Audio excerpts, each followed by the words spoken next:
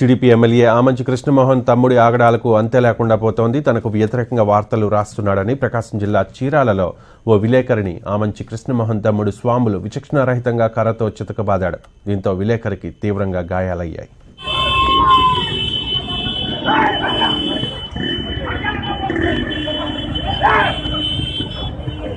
ఈ పల్లకాన్ని కూడా కదిలేడు.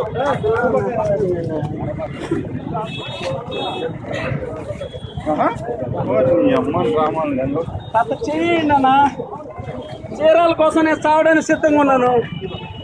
నన్ను లేపండి అన్న.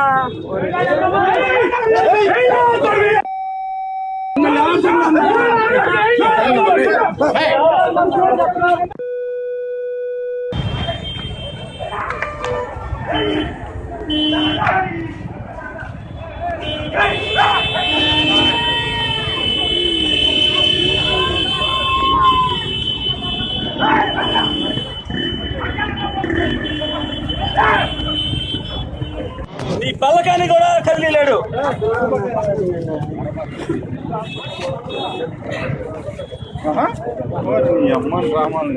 అంత చేయండి అన్న, చీరాల కోసం నేను చావడానికి సిద్ధంగా ఉన్నాను. నన్ను లేపండి అన్న.